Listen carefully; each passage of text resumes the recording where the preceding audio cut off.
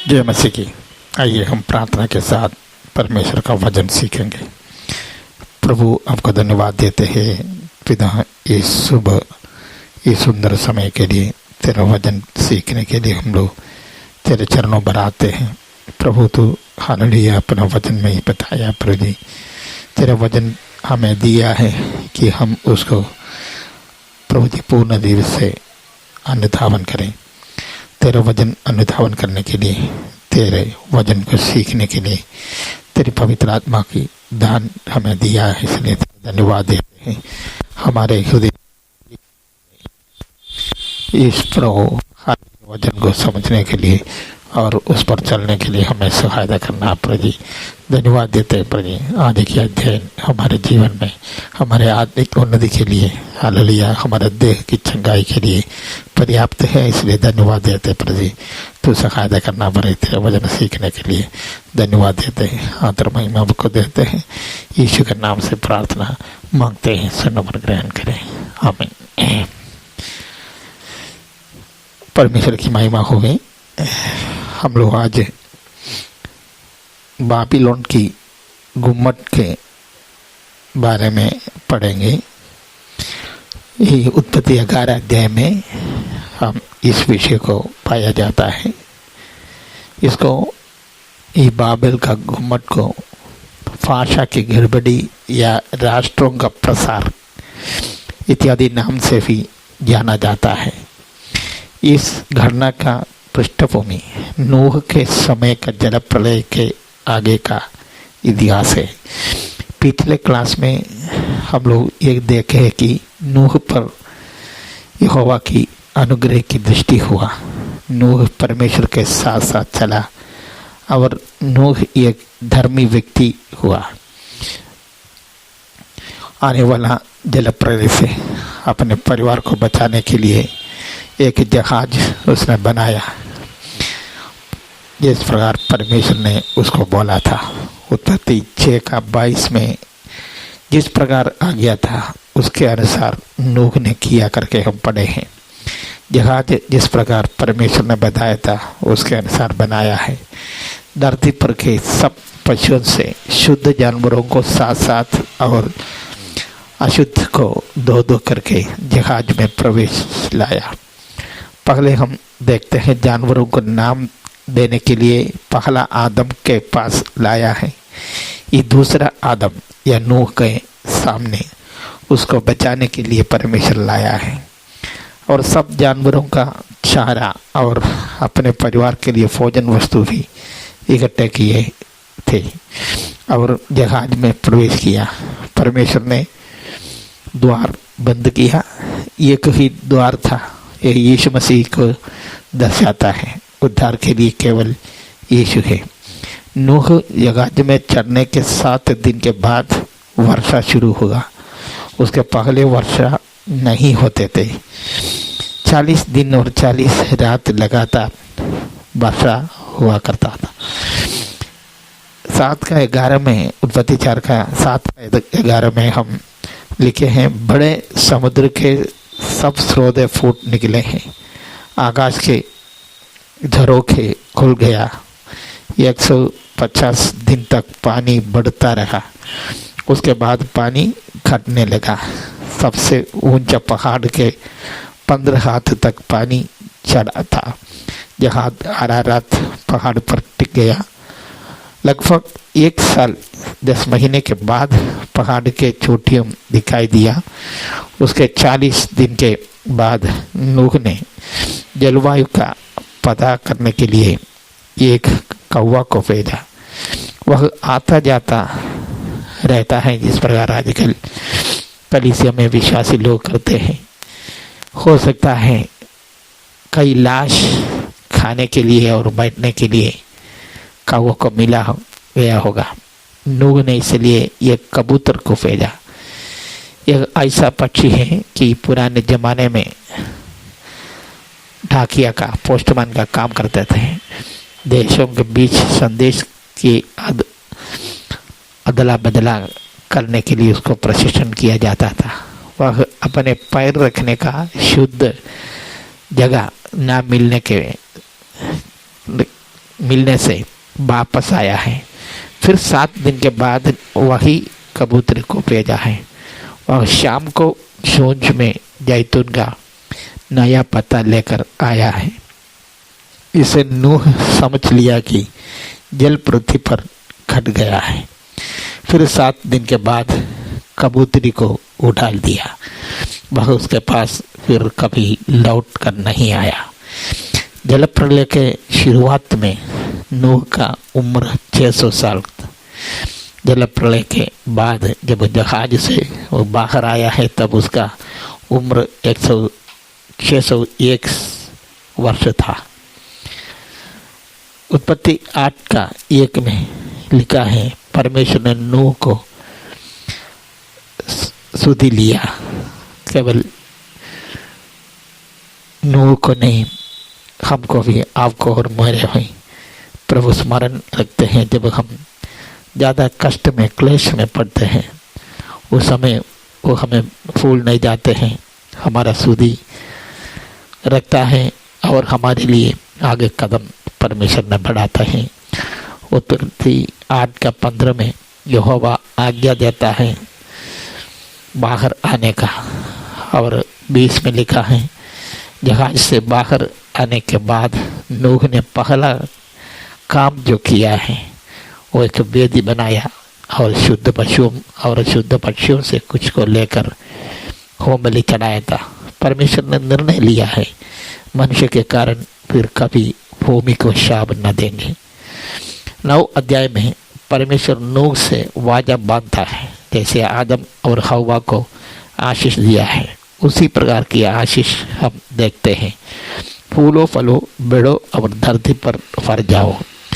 उत्पत्ति 9 अध्याय में हम कई तरह का नई बातें सीखते हैं। मानव जाति और जानवर से परमेश्वर जो किया है वो वायदा हम लोग देखते हैं।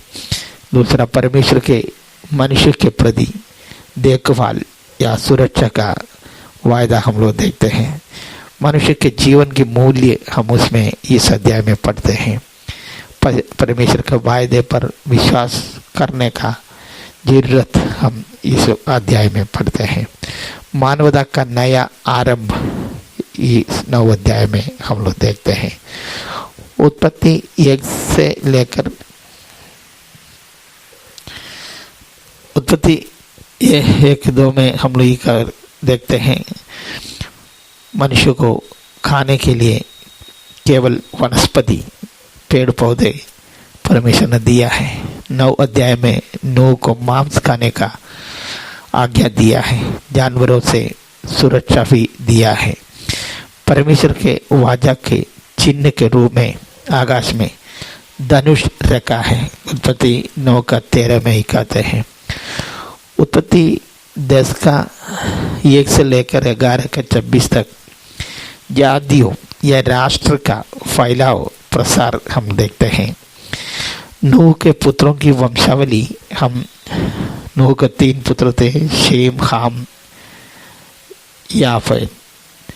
याफेत। इसमें इसका वंशावली हम 10 अध्याय का 2 से लेकर 32 तक का वचन में पढ़ते हैं।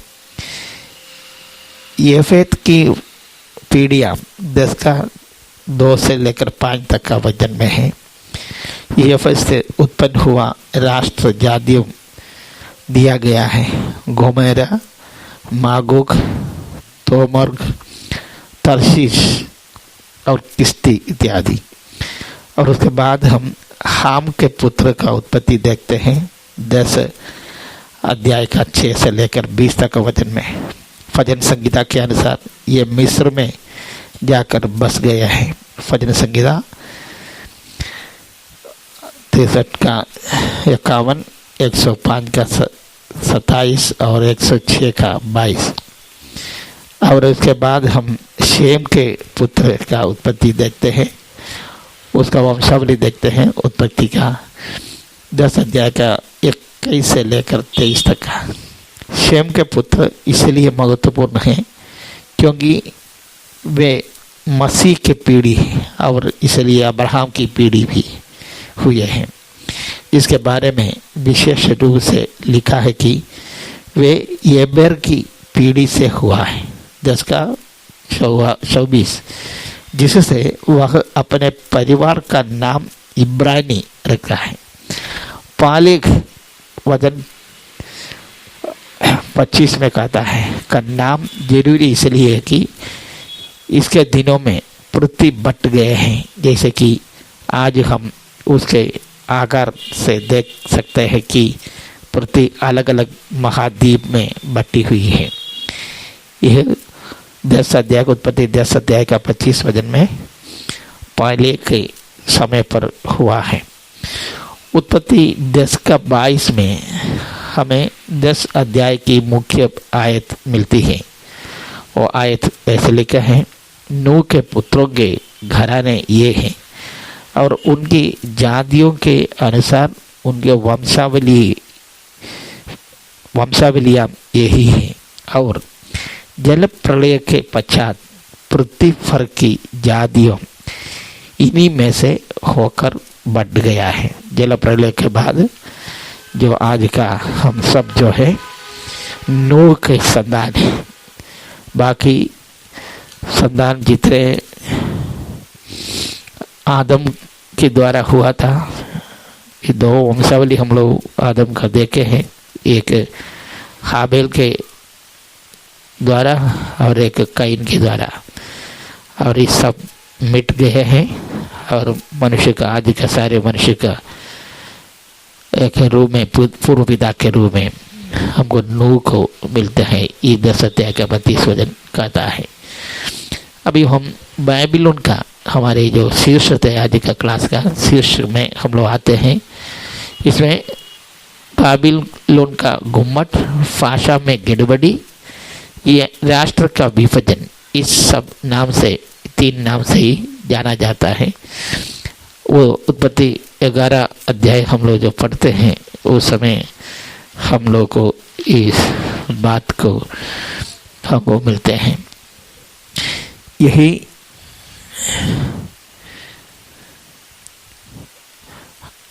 क्लास के जो प्रवेशिका हम लोग पढ़े थे उत्पत्ति का, उस समय मैंने बोला था उत्पत्ति इतिहास का किताब है। इसमें इतिहास रहता है। पहला 11 अध्याय में 1 से लेकर 11 तक अध्याय में पूरा दुनिया का, संसार का, विश्व का इतिहास है। और 12 अध्याय से हम एक जाति का, एक समूह का इतिहास पढ़ते हैं। तो आज की क्लास से पहला भाग जो है विश्व इतिहास समाप्त हो रहा है।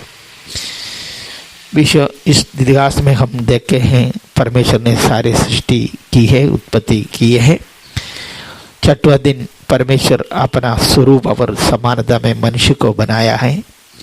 और मनुष्य परमेश्वर से विद्रोह करके, आज्ञा का उल्लंघन करके, शैतान को मालिक बना के जो है जो खोल दिया है।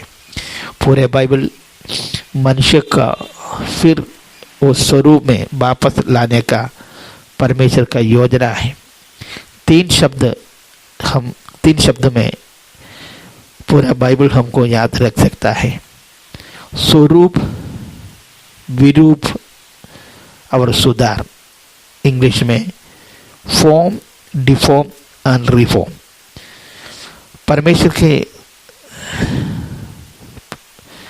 परमेश्वर ने मनुष्य को अपना स्वरूप और समानता में बना है। मनुष्य उस स्वरूप को विकृत कर दिया है, नष्ट कर दिया है। परमेश्वर फिर से अपना स्वरूप में वापस लाने का योजना बनाया है। इसके लिए परमेश्वर पहले कुछ लोगों को प्रस्तुत किया है कि बाकी उनको देकर अपने जीवन को सुधारे। उसमें हाबिल को हम लोग को मिलता है। हानोक जो है परमेश्वर के साथ चलने वाला, हानोक को हम लोग मिले हैं। अभी नूह को हम लोग मिले हैं। लेकिन लोग उसको अनुसरण नहीं किया, अनुधावन नहीं किया। 6 से 9 अध्याय में परमेश्वर ने न्याय करते हुए हम देखते हैं। देरी से हो तब भी न्याय जरूर होगा। यह जल प्रलय के द्वारा हुआ है न्याय। जल प्रलय के बाद नूह के 3 बेटे आज तक का पूरी मनुष्य बना है। इस समय का प्रमुख अध्याय है, प्रमुख बात है उत्पत्ति। इस बात को हम उत्पत्ति 11-12 में हम लोग पढ़ते हैं। उत्पत्ति का 11 अध्याय का 1 से लेकर 9 तक का वचन में हम लोग इस मुख्य बात को भाषा का गड़बड़ी या गुम्मट और या राष्ट्र बनने का बात हम लोग पढ़ते हैं। हम इस वचन को पढ़ रहे हैं, हम सब मिलकर पढ़ेंगे। सब लोग जिसको बाइबल लिए हैं हम उत्पत्ति 11 अध्याय को खोलेंगे और पढ़ेंगे। सारी पृथ्वी पर एक ही भाषा और एक ही बोली थी। उस समय लोग पूर्व की ओर चलते चलते शिनार देश में एक मैदान पाकर उसमें बस गए।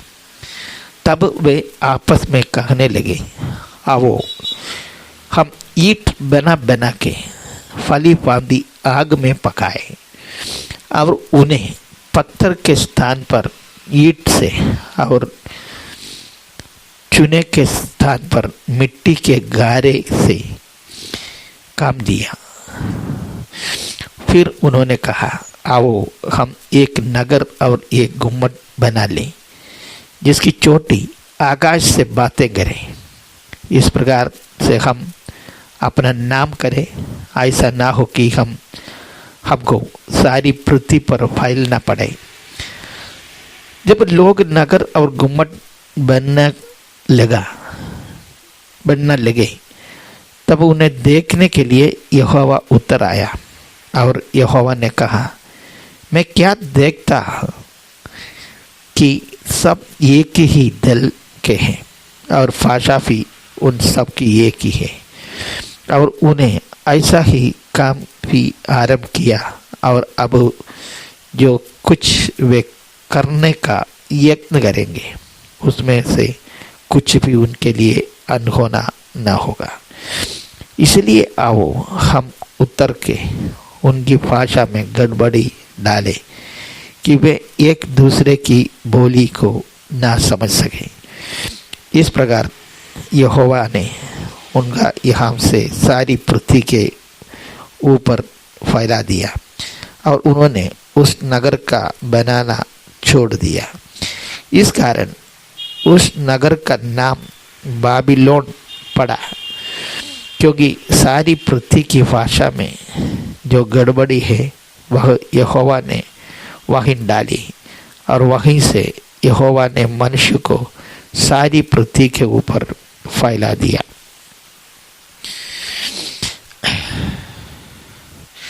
हम इस बात को अभी समझे हैं, लगता है समझा है सब लोग, इसलिए मैं उसको दोबारा कहानी नहीं बता रहा हूँ, घटना नहीं विवरण नहीं कर रहा हूँ। इसका आत्मिक अर्थ को मैं बताकर आगे जाऊंगा। वचन 4 कहता है, परमेश्वर की योजना या मनसा से बिल्कुल उल्टे हम देखते हैं। लोग क्या करते हैं, हमारे लिए एक नाम, आकाश से चोटी से बातें करने वाला ये गुम्मट और इकट्ठे रहे ना फैलाए, इधर नहीं। ये 3 बात हम लोग देखते हैं। ये तीनों जो है परमेश्वर ने सृष्टि में आदम को जो आज्ञा दिया था इसका विपरीत है, उसके सीधे उल्टे हम लोग देखते हैं। परमेश्वर ने आदम हवा से क्या कहा, सिर्फ आदन वाटिका में ही रहने के लिए बोला? नहीं, फूलो फलो और पृथ्वी पर फर जाओ, पृथ्वी को अधीन में करो, एक भाग को नहीं पूरा पृथ्वी को। यह लोग यह लोग जो है नाव फैलने का निर्णय लेता है। जब एक मैदान पाया है शिनार देश में, तब यह विचार आया है। कारण क्या है? ये बाबिलोन निम्रोद का नगर था। निम्रोद का नगर का राजधानी थे देश का। वह हम लोग 10 अध्याय का 9 और 10 वचन में कहते हैं। वह यहोवा के, वह जो है निम्रोद है, उसका 8 वचन में कहता है, यहोवा की दृष्टि में पराक्रमी शिकार खेलने वाला ठहरा। इससे कहावत चली है, निम्रोद के समान यहोवा की दृष्टि में पराक्रमी शिकार खेलने वाला। उसका राज्य का आरंभ शिनार देश में, बाबिलोन, ऐसे करके कुछ देश का और नाम हम लोग उधर देखते हैं। ये निम्रोद का नगर बनाने वाला आरंभ शुरू किया है। जिसने पहले महानगर बनाया है वो निम्रोद है। ये शिनार देश का राजधानी थी। प्रकाशित वाक्य में भी हम लोग इसको देखते हैं, बाबिलोन के बारे में लिखा है। जो बाबिलोन उत्पत्ति में आरंभ हुआ है वो प्रकाशित वाक्य में 18 का 1 से लेकर वचन में हम लोग पढ़ते हैं, वहाँ वो समाप्त होते हैं। फिलिस्तीनी भी यहाँ से हम लोग देखते हैं।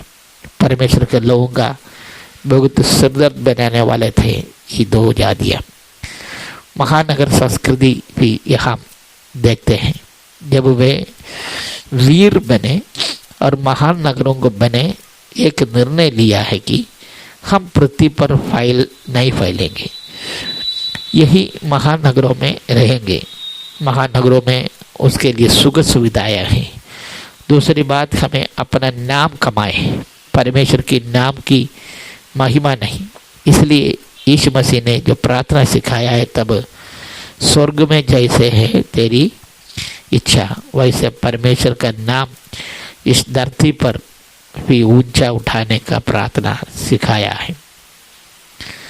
मत्ती 9:10, तेरा नाम पवित्र माना जाए। इधर लोग कहते हैं परमेश्वर का नाम को कुछ भी हो, लेकिन अपना एक नाम हम कमाए। सच में बाबिलोन का मतलब क्या है? 2 शब्दों से बनाया है, बाब और एल। बाब का मतलब द्वार है, एल का मतलब ईश्वर है।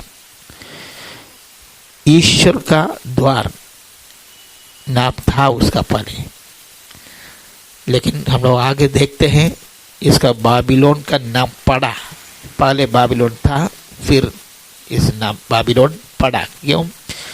लोगों के विश्वास है ईश्वर आकाश में रहता है। कोई जो है प्रार्थना यीशु मसीह ने सिखाया है, हे हम पिता जो हमारे स्वर्ग में वास करता है, उसके बदले आसमान में रहने वाला बाबा करके भी पुकारते हैं। हम ऐसे ना करें। बाबिलोन का मतलब परमेश्वर का फाटक है। ये लोग सोच रहा है कि यदि ईश्वर आसमान में है तो हम वहाँ तक पहुँचेंगे और उसको पकड़ लेंगे। यहाँ एक दूसरे अर्थ मिलता है। परमेश्वर तक पहुँचने का कोशिश यहाँ देख रहा है। परमेश्वर को पकड़ना, हो सके तो परमेश्वर को वहाँ से निकाल कर फेंकना और वहाँ बैठना। शैतान जब हवा से बातचीत किया है, यही बोला है तुम्हें परमेश्वर के समान बना देंगे।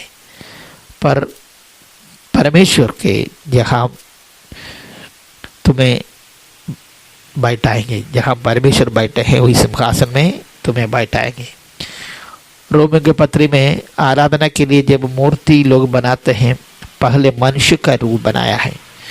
हम लोग सोचते हैं कि जानवर का पहले बनाया है, नहीं, पहला क्षय वाला मनुष्य का अंतिम रूप नहीं है।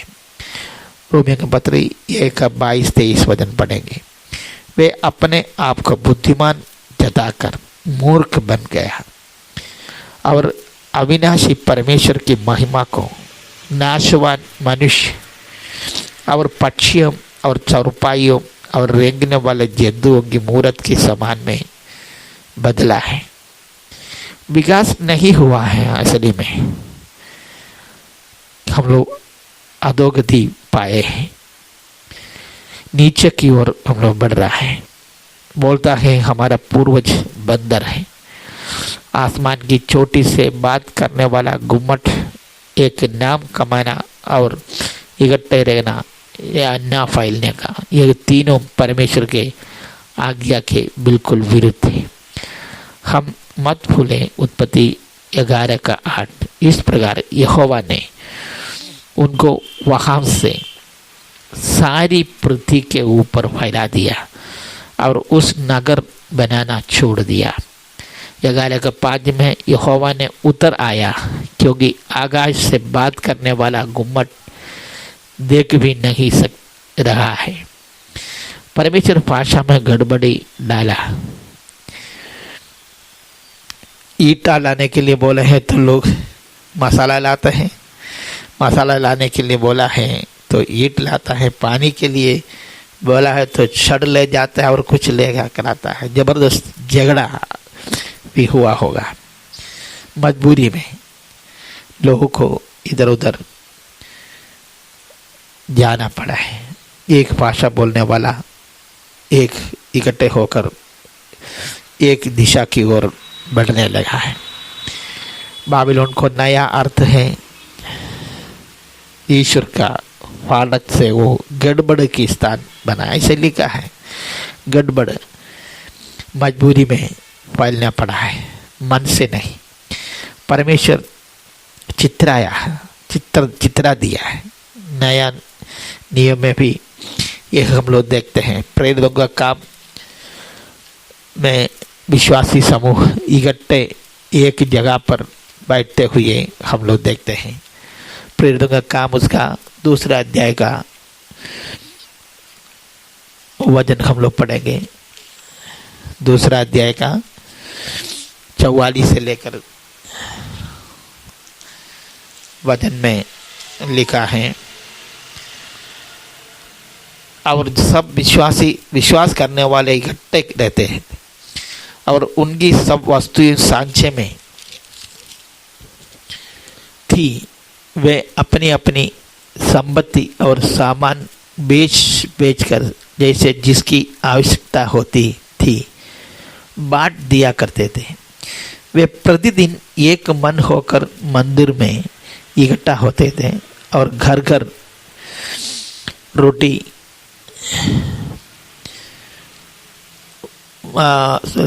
प्रतिदिन एक मन होकर मंदिर में इकट्ठे होते थे और घर घर रोटी तोड़ते और आनंद और मन की सीधाई से भोजन किया करते थे और परमेश्वर की स्तुति करते थे, और सब लोग उनसे प्रसन्न थे और जो उद्धार पाते थे उनकी प्रभु प्रतिदिन उसमें मिलाया करता था।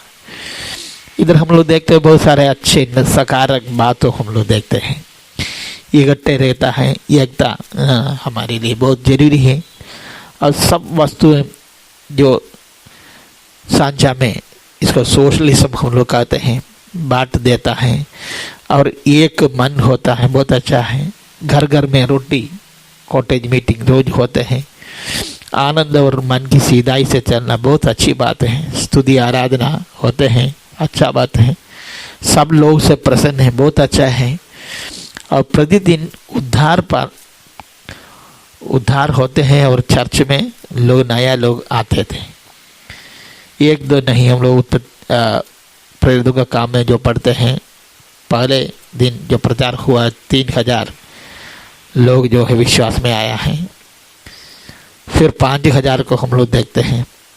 फिर जो है संज्ञा नहीं दिया, इतना ज़्यादा बड़ा समूह आते थे, इसलिए गिनती ही छोड़ दिया। ऐसा लोग प्रतिदिन कलीसिया में आते थे, आज के समान 1-2 नहीं। लेकिन ये बात को हम देखे हैं, पवित्र आत्मा की आज्ञा इधर उल्लंघन कर रहा है। आत्मा जब यीशु मसीह पवित्र आत्मा के बारे में उनको सिखाए तो क्या बोले थे, जब वो पवित्र आत्मा उतरेगा तुम सामर्थ पाओगे और भूमि के छोर तक जो तुम मेरा गवाह बनोगे। लेकिन इधर उस आज्ञा को उल्लंघन करने का कोशिश हो रहा है। विश्वास करने वाला कहीं नहीं गया, एक जगह पर इकट्ठे हुआ है। उधर प्रार्थना होता था, सब कुछ वही होता था। लेकिन 8 अध्याय में हम लोग आते हैं तो एक बड़ा उपद्रव हम लोग उधर देखते हैं। बड़ा उपद्रव हुआ तो क्या हुआ है, लोग तितर बितर हो गए हैं।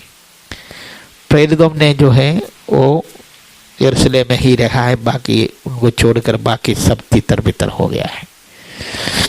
जहाँ जहाँ लोग गया है वहाँ सुसमाचार की प्रचार हुआ है और कलीसिया बनाया है। दूर दूर जाना बहुत कठिन है, मुश्किल है। सब कुछ जहाँ बैठे हैं एक जगह पर लोग बैठते तो होता है। उत्पत्ति में जो निम्रोद का बनाया हुआ महानगर में रहते हैं, उसमें इसको खूबियाँ, बहुत खूबियाँ होता है। हम भी जो सुविधा का क्षेत्र चाहते हैं, जहाँ रहने का, जीने का, बैठने का, बच्चों को पढ़ाने का, कमाने का और सारे अच्छा सुविधा जो मिलते हैं वहाँ रहना हम लोग पसंद करते हैं। तो परमेश्वर को तितर बितर करना पड़ेगा, क्योंकि पूरा आशीष जो है एक जगह पर नहीं, पूरा दुनिया को मिलना है, पूरा संसार में मिलना है। उत्पत्ति 11 अध्याय में हम यही देखते हैं। भजन संगीता 23 का 10 में कहता है, यहोवा जाति जाति की युक्ति व्यर्थ कर देता है और देश देश के लोगों की कल्पनाओं को निष्फल करता है। परमेश्वर की योजना, परमेश्वर की मनसा ही पूरी होती है। उत्पत्ति 10 का 22-32 में हम लोग पढ़ते हैं, जल प्रलय के बाद पश्चात पृथ्वी पर की जाति इन्हीं से हुआ है। नूह के बारे में हम लोग उधर पढ़ते हैं। देश और महाद्वीप का जो उत्पत्ति हम लोग देखे हैं, इस प्रक्रिया को रोकने के लिए कोशिश एक समूह के द्वारा हो रहा है। परमेश्वर के आशीष को रोकने का कोशिश, उसको परमेश्वर तोड़ डाला है। बाबिलोन का नया अर्थ मिला है। यदि हम परमेश्वर को पकड़ने का कोशिश करता है तो गड़बड़ी होगा, लेकिन यदि परमेश्वर हमें खोज कर पकड़ते हैं तो ऐसा नहीं होगा, गड़बड़ी नहीं होगा। यीशु मसीह क्या करता है और कलीसिया मसीहत क्या करता है? यीशु ने हमसे प्रेम किया, हम उसका प्रेम करने के पहले वो हमसे प्रेम किया। हमें खोज कर हमारे पास, हमारे यहाँ इस धरती पर वो आया। परमेश्वर बचाकर, हमें बचाकर अपने योजना के अंदर लेकर आया है। उत्पत्ति 11 अध्याय तक 2000 साल का इतिहास लिखा है। मानव जाति का इतिहास है, मानव संस्कृति का, तकनीकी का, और सब लगभग आज के समान जो है सब कुछ हम इस अध्याय में 11 अध्याय तक हम देखते हैं। 12 अध्याय से हम लोग अब्राहम और जीवनी में हम लोग प्रवेश करेंगे। बाकी पूरा अध्याय जो है 3 व्यक्ति के बारे में है। विश्व इतिहास जो है परमेश्वर 11 अध्याय में समाप्त किया है। हम अगले क्लास से दूसरा भाग में प्रवेश करते हैं। 12 अध्याय से पढ़कर आने के लिए मैं आपको अनुरोध करता हूँ। मैंने बोला है हर रोज़ आप, जब तक हम लोग उत्पत्ति का किताब पूरा पढ़ेंगे, हर रोज़ उत्पत्ति का 7-7 अध्याय या 6-6 अध्याय आपको पढ़ना है, ताकि हमारे क्लास में पूरा पढ़ने का समय हम लोग को नहीं है। इसलिए सब लोग वचन को पढ़कर आइए, हम लोग मिलकर आगे बढ़ाएंगे। आइए एक छोटा सा प्रार्थना के साथ आज की क्लास को समाप्त करेंगे। प्रभु यीशु धन्यवाद देते हैं इस सुंदर समय के लिए। तेरे वचन की गहराई को पढ़ने के लिए हमें तूने सहायता किया है प्रभु। तेरे वचन हम लोग इसलिए पढ़ते हैं केवल ज्ञान के लिए नहीं प्रभु, तेरे वचन पर जिस प्रकार वचन हमको आज्ञा देते हैं उस पर चलने के लिए तेरे वचन हम लोग सीखते हैं प्रभु। धन्यवाद देते हैं वचन हमें दिया है। धन्यवाद देते हैं वचन समझने के लिए, समझाने के लिए पवित्र आत्मा को दिया है। धन्यवाद देता हूँ प्रभु यीशु मसीह, तेरे वचन सीखने में हमें सहायता करें।